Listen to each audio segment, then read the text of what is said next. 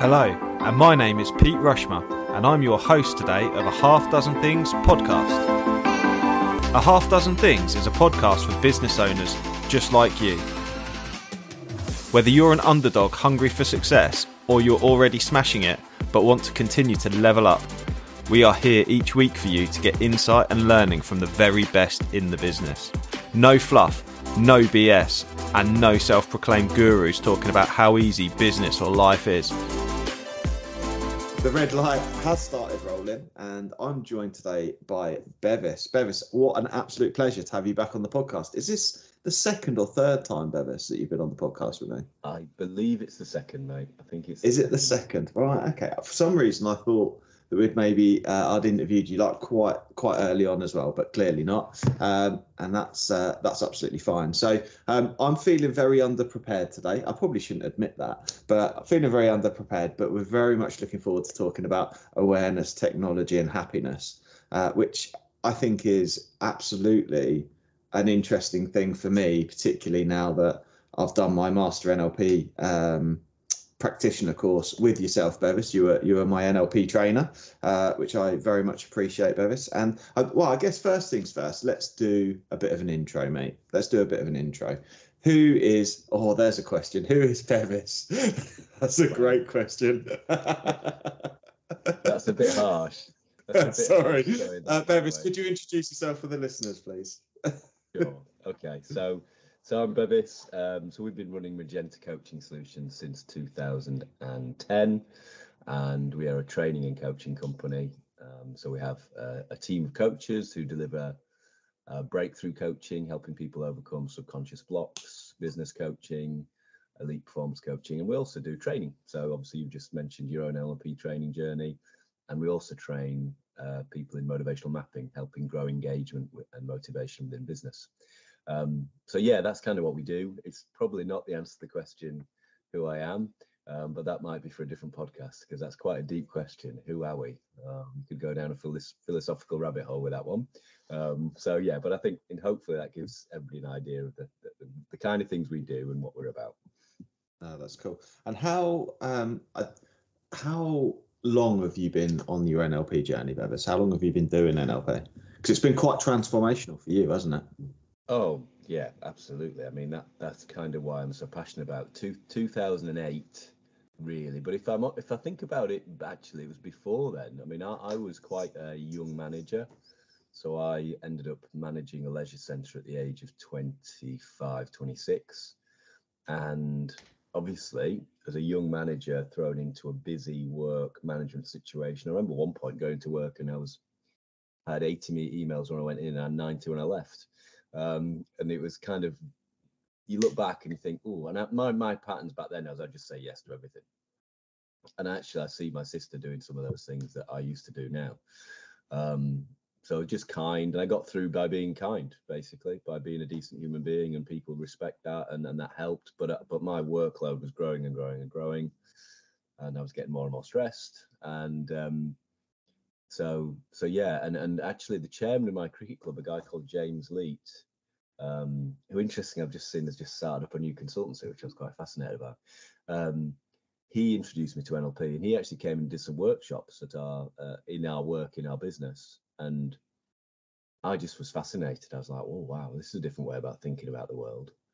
And that really, and then at the same time, I suddenly thought, I've not had any management or leadership or development training. I'm managing a team of people, but I've had no training. So I was able to then twist my boss's arm to go on an NLP practitioner course in 2008.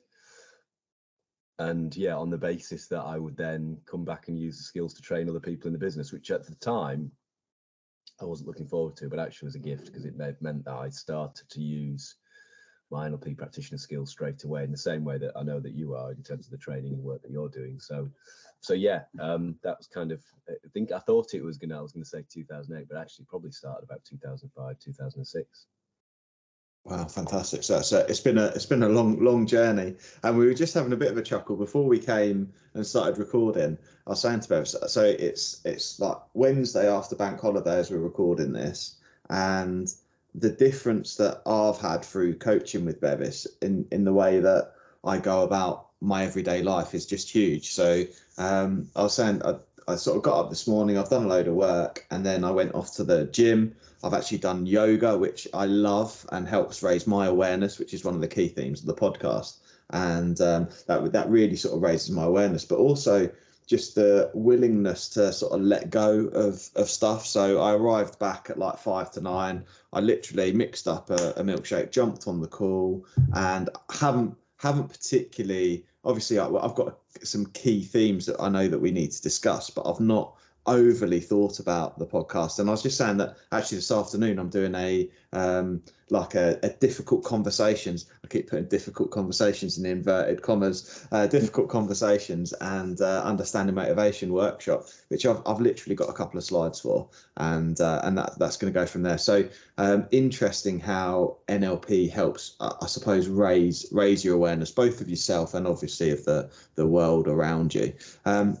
So one of the things that led us to this conversation was actually the who am I question, which I got posed recently. Some of you might have heard a podcast where I got posed the who am I question, and I was literally like a goldfish, not really knowing what the answer was and what that was. So Bevis and I had a bit of a chat about that, and we came up with the idea of having this podcast because one of the things that's very keen when we talk about who we are is actually awareness, and having that awareness of who we are as well. So I guess the starting point for me, Bevis, as a question for you to stop me waffling, is what is awareness? Wow. I think, and that's interesting. I went for that for format. I didn't even think about it. I was thinking, and literally, I've just asked you what is awareness, and I've gone, oh, that's the first question of format. Very good. Oh no, why is awareness important? Sorry, why is awareness important? Well, I think the nice thing about exploring personal development is that we begin to appreciate that all of our results, all of our behavior comes from understanding a little bit about how we think, and also understanding our emotions.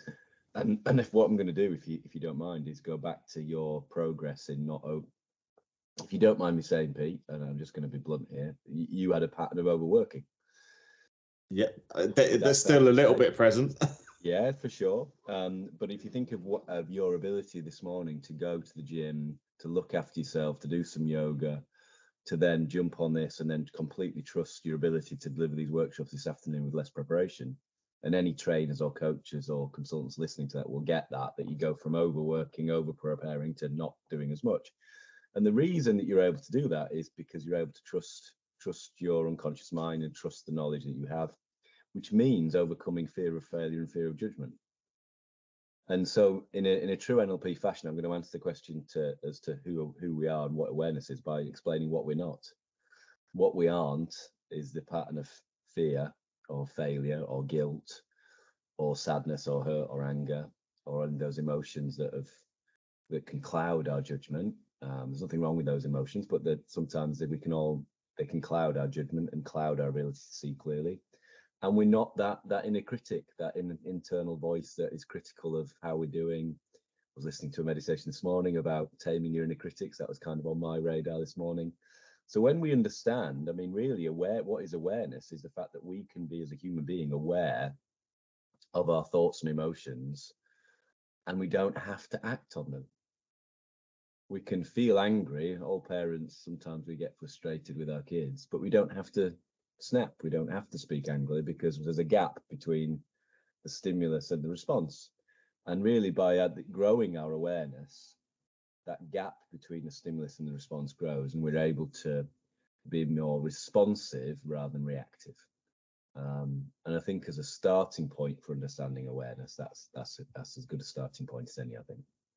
Yeah, I think it's interesting because I've not ever trained awareness or ever thought about it in that way. But I think when I sort of reflect on what made me stop when I got asked the question, who am I, was that the instant response when you go networking, for example, and people listening will understand this. When you go networking or when you meet people, can you introduce yourself? And people tend to go for the roles. or their roles that they play, or the roles that they play. So, for example, what I mean by that is I would often go, well, I'm the managing director of Flagship Partners, which is a role. I'm Tallulah's dad, or I'm Roman's dad if I'm next to the football pitch. That's the role that I play, that I'm their parent. And life, depending on whatever you do, often the way we introduce ourselves is through the roles that we take, but we're not necessarily our roles. And the elevated awareness that I had was that, well, my go-to was roles, because that's what's socially expected for you to respond when someone says, who are you? That you sort of go for the roles, but you're not the roles, which is very strange. And I feel like I'm trying to explain something that's a little bit abstract, because it is a little bit abstract, I suppose. Would you say this is abstract, Bevis? Yeah, oh, definitely. And I think you again, with it's, I think what happens with personal development is you learn to kind of nudge everyone along a little bit, as opposed to go from A to Z. And the roles that we play, I mean, it's interesting you describing that. I remember for a long time, after I got very evangelical about coaching and NLP and motivational mapping, and almost I didn't feel comfortable when I wasn't in the role of coach, if that makes sense. Mm-hmm. So it was then going, hang on a minute, that's not who I am. Like I am a coach, I am a trainer, but that's not who I am at a deeper level. And that understanding that at a deeper level, we're more than what we think we are. We're more than just the roles that we play.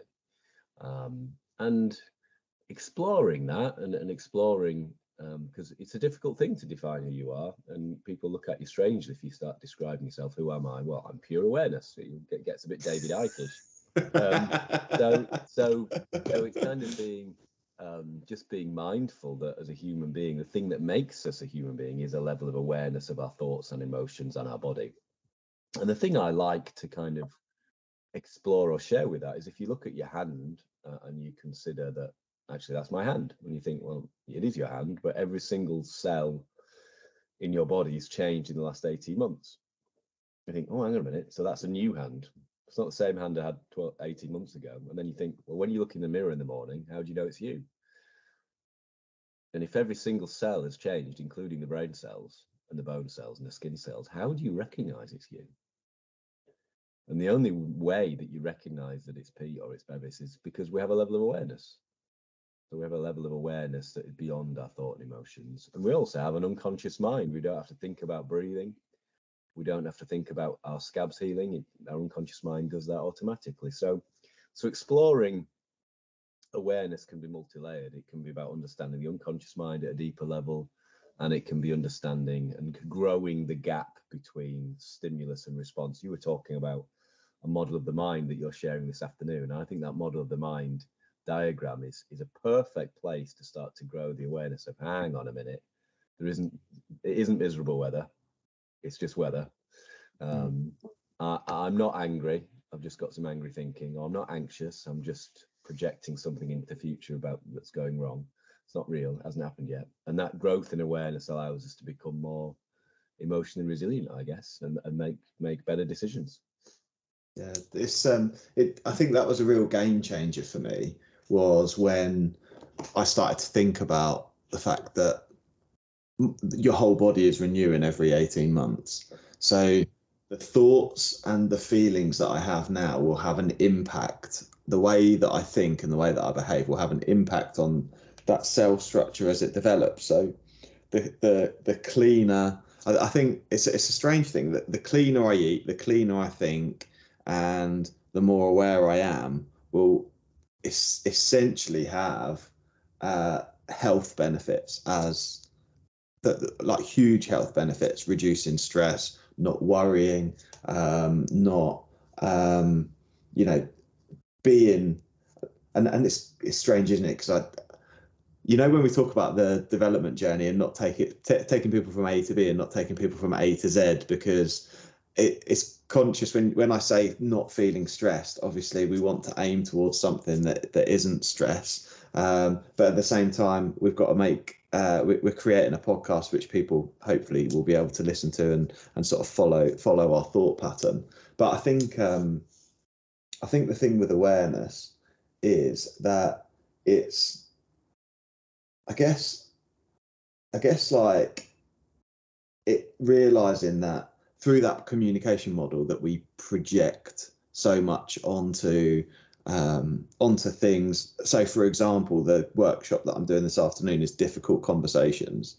The fact that it's framed as difficult means that when I say, would you like to learn more about difficult communications, the majority of people will go, yeah, that sounds really interesting, because they can resonate, because we do project that conversations are difficult. But actually the difficult part is just a projection, and as we raise awareness, we realize that actually that's the meaning we're giving a conversation. The conversation is actually just a conversation. I don't know if I've explained that very well. Yeah, no, for sure. Absolutely. I think you're quite right. And it is that understanding that we are projecting out what's inside. One of my favorite coaching exercises is the mirror of relationships, and that what you see in someone else is a reflection of what's inside of you. Now, I've shared that with people who've kind of understandably have reacted to that, because they're like, yeah, but I'm not that, or I'm not that. And no, you might not be. Let's choose a word. Manipulative. You might not be manipulative, but to see someone else as manipulative, we must have some filter around what manipulation is. We must have some experiences of it. We may even have some scar tissue of it. So what happens then when we understand this model of the mind is that when we get triggered by something, rather than blaming the trigger, the weather, or the person who demonstrates a certain behavior, we go, ooh, what's that telling me about my own filters? And is there some healing to do? Is there some coaching I need? Or can I just actually, which is what most of us do, take a step back and go, yeah, I'm not seeing that particularly clearly, and then respond rather than react. We've all done that thing, haven't we? Fingers on the keyboard. We're about to do the fingers of doom when we've received an email we don't like the sound of. And in that moment, do we communicate at our best when we're stressed and anxious and worried? No, but can we take a step back and go, okay, let's wait for the filters to clear. So yeah, that idea of projection isn't something that's commonly understood, that we're only experiencing 134 bits of information out of millions, and those 134 bits are based on our filters and our experiences, which are completely unique, which again is another massive insight, that the only person who sees the world like us is us. We're completely unique, and yet everyone else is going through the same experience and projecting in it, but with different filters, different experiences. I think football's easy to understand. Arsenal and Chelsea last night, the Arsenal fans having a very different experience, right? Oh, I don't know. What was the score? Well, I don't know either. I think it was 3-1 Arsenal last time I looked. So oh, really? Right. Okay. Arsenal definitely won. I just don't know the final result. Yeah. Oh well, good, because I'm as a United fan, I'm cheering Arsenal on because I don't want City to win. Good luck with that. But I think yeah, exactly. I think people listening to this, I think if they're struggling with the concepts that we're sort of talking about, I take it back. So one of the most simple ways that I learned to understood about awareness was the elephant and the rider concept, which is very visual. And in my map of the world, the elephant and the rider, you've got the rider, which is our sort of rational human self, our conscious mind, and we've got the elephant, which is essentially our ego. And the thing is, I say unconscious mind, but actually maybe I'm incorrect there, because the unconscious mind isn't necessarily our ego. Those two things are different. But anyway, so just from a simplistic point of view, though, the elephant is kind of our ego, it's our emotions, it's all our programming, all our filters that sort of drive our decision making, our unconscious decision making a lot of the time, that we don't really realize that sometimes it's almost like the puppet and the puppeteer, and it's sort of, the elephant is sort of pulling the strings. And just sometimes to raise your awareness is just to think, is that my rational self, or is that my ego reacting to that? And normally, if you have an emotional or adverse reaction to something, it is normally, or quite often, the ego or the elephant. Is that a good way of sort of basically explaining it, would you say, Bevis? Yeah, absolutely. I mean, it reminds me of a conversation with a friend of mine, and he was explaining how his wife does certain things, and he gets very, very angry. And I said, well, look, next time you get really angry, just sit still with the anger. Just notice it rise, notice where it is in the body, and then sit still or go for a walk. You don't have to sit still, that's a choice, but don't, your intention is to not react. And he said, very honestly, I don't think I can do that. I don't think I can do that. And there's the example of the elephant running off. The elephant's in control, and obviously through a coaching journey, he got control of his elephant, or his ego, or his unconscious mind. Now, the unconscious mind and the ego are inextricably linked. Like I said, the unconscious mind is amazing. It does so many wonderful things for us, but also it's the domain of our emotions, takes things personally, and the ego is stored within those emotions and the pattern of emotions from the past, beliefs, inner conflicts, which, if you like, is the structure of the elephant. So yeah, I love that metaphor. It's a really good one. I think so. And I think this is, so we're spending quite a bit of time talking about awareness, but I think talking about ego and talking about our emotion is a really good way of framing the next area, which is the technology and the happiness that we're going to talk about next. I think we'll sort of move on to happiness after we talk about technology first. But so I wanted to just sort of share a genuine truth with the listeners and with yourself, Bevis, is that I'll often find myself what I call doom scrolling. So sometimes I'll have a really positive interaction with social media, whether it be Facebook or LinkedIn. Sometimes I'll look through, and depending on my frame of mind will depend on how I view my timeline that I'm looking at. But it's very often, in particular LinkedIn, and it's improved over time, but certainly in the early days when I first started the business and I first started posting things about the business, I would compare my day 30 in business with someone else's day 3000 in business. And I would often look at LinkedIn in particular and be, well, why is that so popular? Why is this person so popular? Why is that post so popular? And all my competitors are doing so much better than I am. Why aren't I doing better? And that's genuinely a pattern I used to run. And occasionally I catch myself doing it now. But I have obviously with the various work that Bevis and I have done and training and bits and pieces, obviously I've got a higher level of awareness, so I notice that, and I will stop doing it, and I will just spend time with why am I feeling like that, what's that telling me, etc., and sort of work my way through it. But doom scrolling, is that a thing that you do? Well, I guess is a question. Well, yeah, no, good. Well, the answer is yes.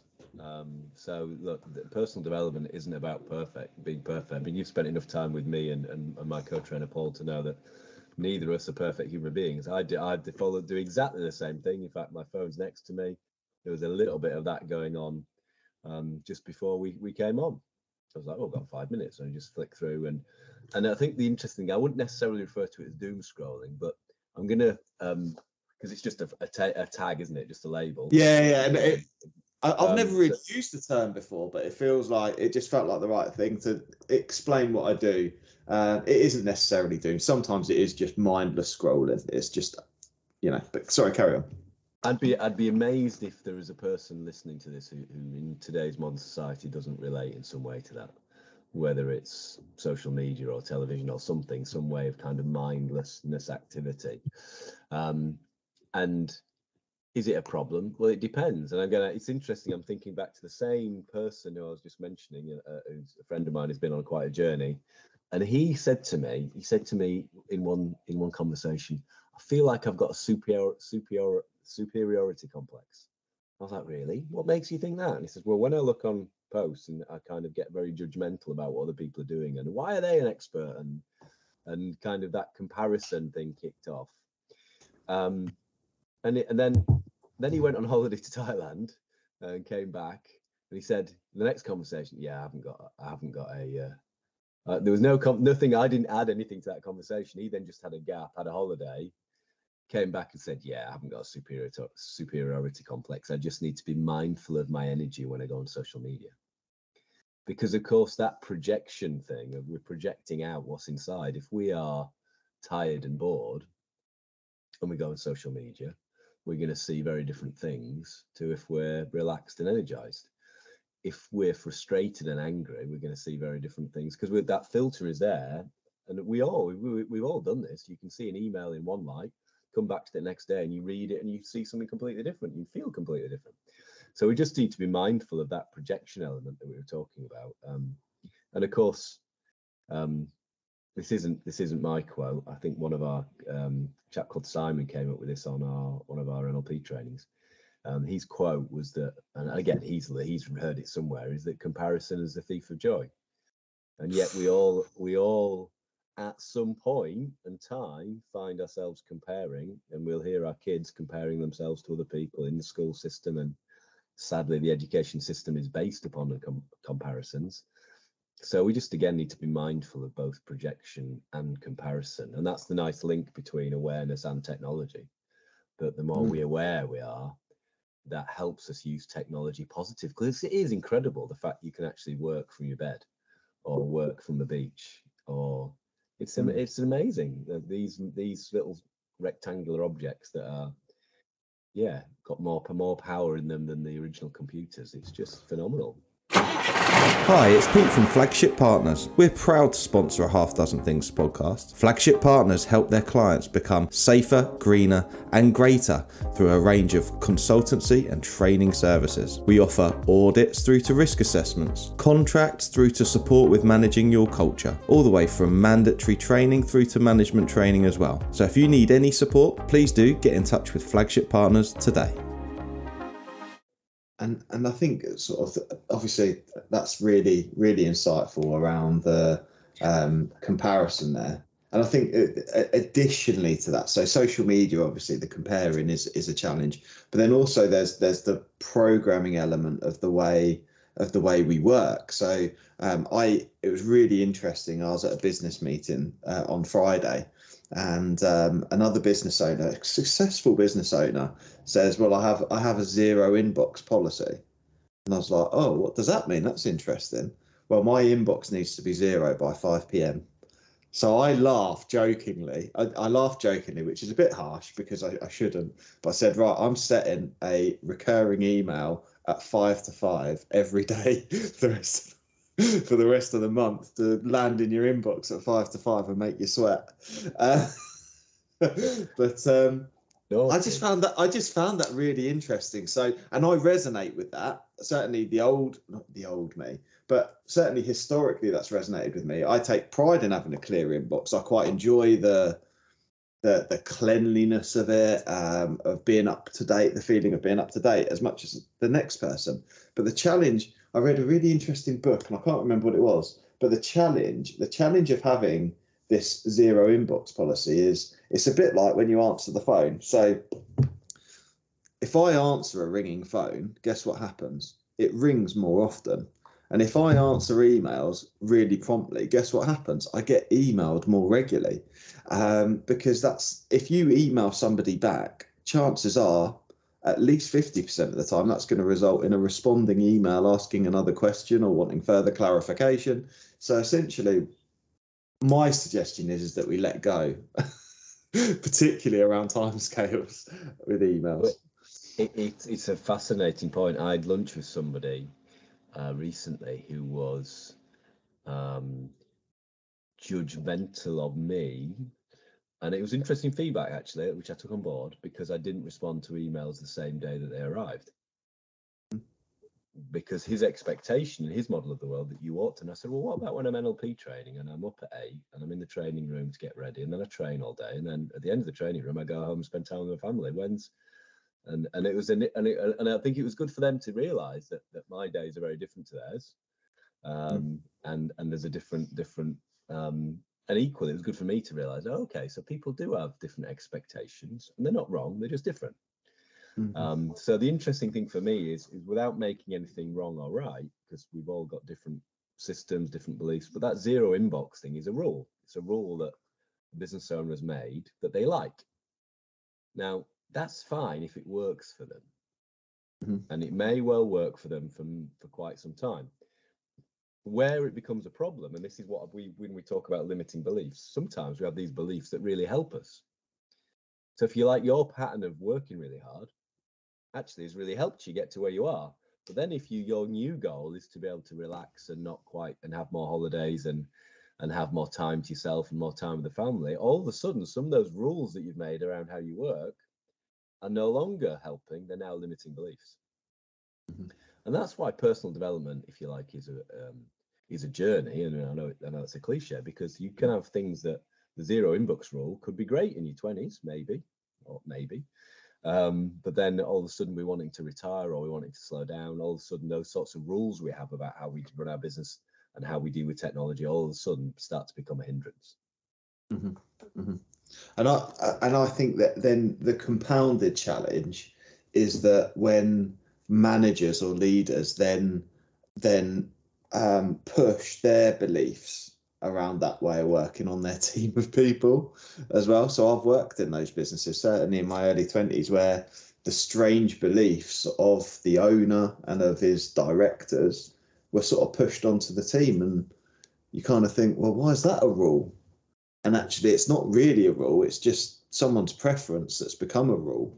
That's a challenge as well. But I kind of digress away from technology with that. That's probably a whole new thing around leadership and pushing rules on people.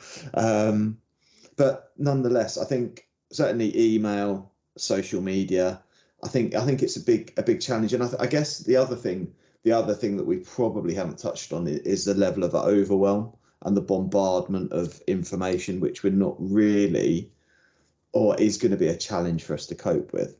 I think is probably the right way of putting it. Right way of putting it, because it can be overwhelming in that I could get in touch with you, Bevis, in numerous ways. I could email you, I could call you, I could WhatsApp you, I could messenger you, I could LinkedIn you, tag you on a post in LinkedIn, I could private message you in LinkedIn. 6-7 methods of me communicating with you, or people getting in touch, and that can be quite overwhelming. It can, and I have this. It's interesting. I'm doing a talk at the business club on time management, which some of my colleagues have chuckled at the fact I'm doing a talk on time management. But then of course it will be a slightly different talk in terms of how that's prefaced and the benefits people get from it. But there is also benefit in understanding a way of managing time within business, because what most people do is they sit at their desk and they have all of these forms of communication on.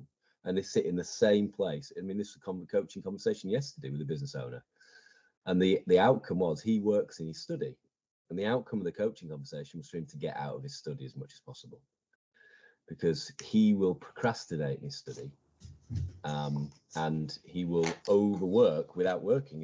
He'll end up on the news website. He'll end up distracted or by email, all sorts of things. And the outcome of the coaching conversation was about time management.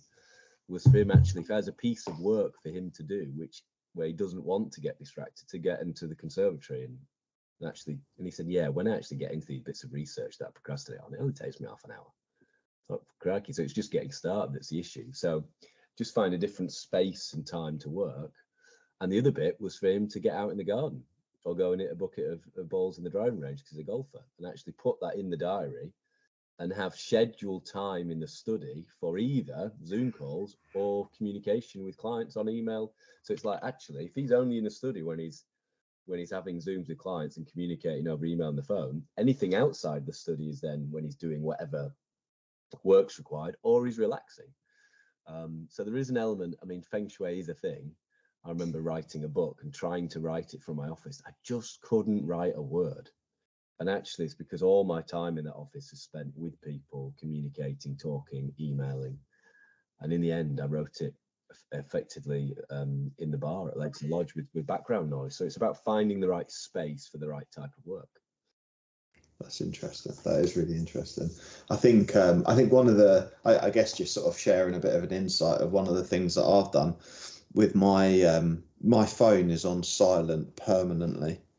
And I don't have any notifications on at all. So all of my WhatsApp, all of my email, everything is no notifications. I don't have email pop up on the side of my screen as a notification when it comes up. And I try and encourage the same for my team, and for them to set aside specific time. Right, okay, I'm going to do emails at 10, at 12, at 4, and I'm going to do the emails then, rather than this consistent sort of essentially it's moving away from, it's pulling away from awareness, isn't it? Which is part of this time management challenge, is that we get distracted, and that takes so long for us to get our awareness back or our focus back on the work that we should be doing. So technology notifications are one of those key challenges, I think. I think that's such a good point. It's one I'd almost forgotten. And just a quick story, the anti-story to that. I worked a long time ago, back in my leisure days, and I worked with somebody who came into work, and the first thing he did was said, I'll just answer my emails, and they'd surface at lunch. So they just spend every morning, I mean, the lost productivity there is unbelievable. Every morning, their routine was coming to work and then answer emails till lunchtime. And again, like you said, a lot of that email communication, they'll have been ignoring real stuff that would be productive in the business by doing that. I can also hear people saying, no notifications, phone on silent, and people being kind of worried by that, but and concerned about not being connected. But we're too connected as a society at the moment, because we can't, brainwave activity is meant to shallow out periods during the day, and if we're like this and spiky brainwave activity all the time, we end up frazzled and burnt out. And there'll be some people listening to that who will know what that feels like, and actually taking your advice and turning the phone on silent and quieting the notification will make a big difference. So I think that's a great share. Yeah, it's a game changer for me. I must say, it's a game changer. So yeah, even WhatsApp calling doesn't even ring. I'll just have a missed call from somebody on my WhatsApp calling. Anyway, so let's move on to happiness. I'm a bit scared of that. I see happiness up there. That's interesting, isn't it? That's a reflection. Bevis is writing that down. But awareness and technology, and then happiness. So I guess so. I have this thing where happiness is this like abstract concept of, you can't really touch it. It's a feeling. It's a bit fluffy, and people listening go, well, what is happiness anyway? Because essentially it's very subjective, isn't it? I know. So for example, I have happy places. I have people that make me feel happy, or that's even the wrong language to use, because they don't make me feel happy. I choose to be happy with when I'm in their presence. But yeah, so I guess what is happiness? Is that the right question?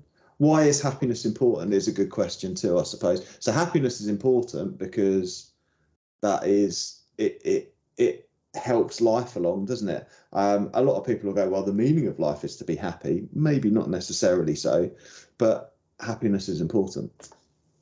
For sure. And I think that the tricky thing with language is that everybody has a different understanding of what happiness means. And actually, happiness is different for every human being. It's not some concrete concept that you can go, that's what happiness is. Excuse me, I'm going to sneeze. Bless you. So it's therefore really important, and not just with happiness, but there we go, that's two. Bless you. So yeah, with things like happiness and maybe other abstract concepts like success, yes, or contentment, it's really important to define what that means for each person. Mm-hmm.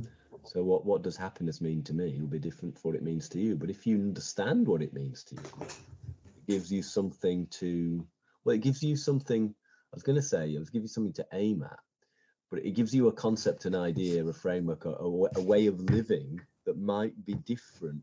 And actually, modern society inevitably will be different from the way in which we are living. Because in today's society, a lot of people are feeling burnt out, tired, overwhelmed. And the question I like to ask people is, what's the purpose of achieving your goal, your business goal? And then and let's say, so if we just play that game for a second with you, Pete, is that all right to do? Yeah, sure, let's do it, yeah. So what's the purpose of achieving your business goal? The purpose of achieving my business goals is to be able to spend more time doing the things I enjoy. And what's the purpose of spending more time doing the things you enjoy? The purpose of spending time doing more things I enjoy helps me be happy.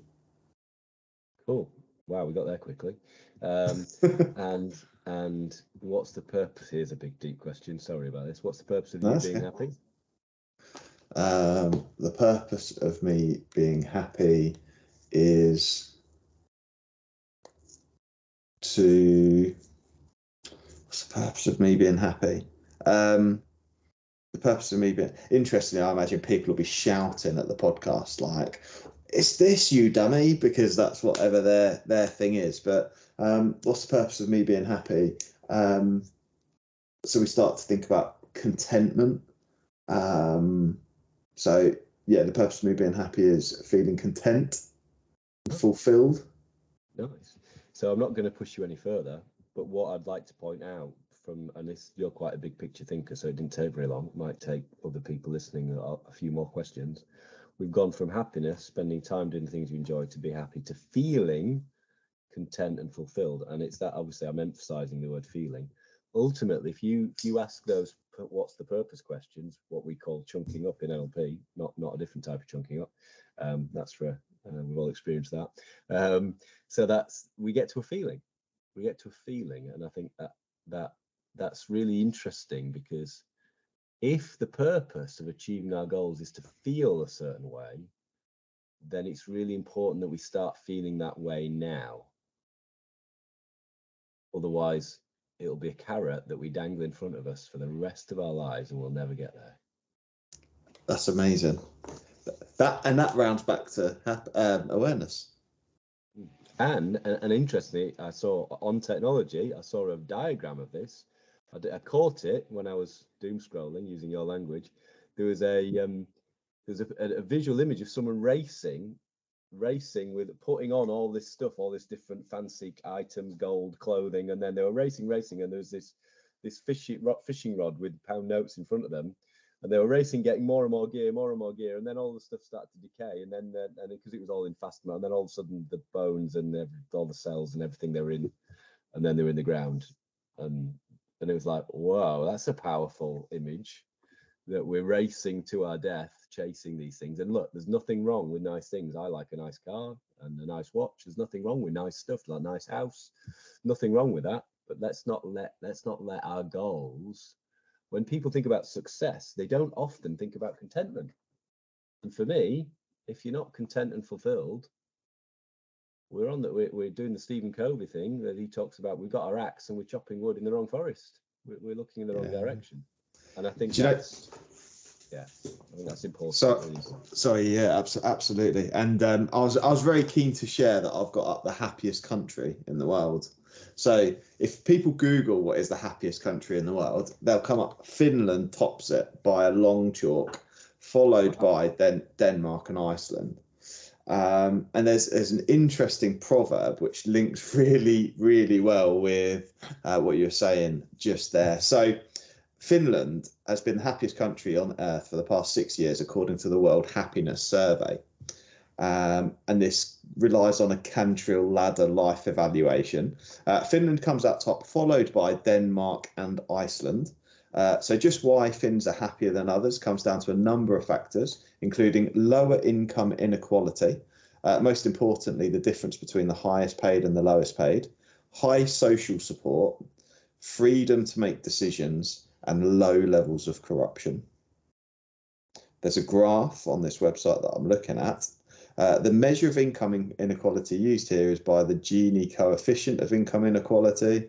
Blah, blah, blah, blah, blah. Finland has other attributes that help people feel happier. It has highly decentralized, publicly funded healthcare and only a very small private health sector.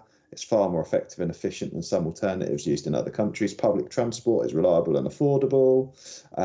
There is a Finnish proverb, which I shan't try and say in Finnish, but it translates to happiness is a place between too little and too much. Yeah, that's beautiful. And I'm glad you highlighted the proverb, because the danger is people would listen to think, oh, we need all of those things in order to be happy. Well, good luck getting other people to get. I was going to get political. I won't. Good luck getting politicians to change things to make us happy. That we could be waiting. We could be frustrated and disappointed sometimes. So I love the fact that there's that internal mindset that proverb gives to us and provides to us. A bit like the Tao Te Ching says, we can clearly see we don't want to eat ourselves to death or starve ourselves to death. Somewhere the middle way is the right approach, and therefore, I mean, gratitude is. We can all be grateful for a lot. I think I remember seeing something on LinkedIn, again, link between technology and happiness, depending on how you're looking at through what filters you're looking through, where they describe the richest people on the planet, top 1% of people on the planet earn, I think, $90 a day. $90 a day, have a mobile phone, have a home, have transport, and have an internet signal. So if you have all of those things, you are in the top 1% wealthiest people on the planet. Which means me and you are in the top 1% wealthiest people on the planet. So there's not much more stuff that's going to make me any happier. So I just think it's an interesting concept, man. One of the things I heard recently that is very similar, and that is that the majority of people, particularly people in the UK, live better than the kings of less than 100 years ago. We live better now than the kings did not that long ago. So the happiness thing doesn't really relate to the standard of living. And that's an awesome. I mean, there's the perfect link between happiness and technology, in that when technology everybody can probably relate, because it's instantaneous now, isn't it? My kids can find a film that they want to watch instantaneously. It's everything so quick. But that actually can get in the way of happiness, because when are we at our happiest? Often when, I don't know, I mean, I'm not a gardener, but gardening, for example, or painting, or some kind of creative outlet. Or for me, sometimes I'm happiest when I'm coaching, or just being stupid with the kids. When we're really, truly in the moment. And often when we're using technology, not all the time, because you can be really, truly in the moment, of course, with technology.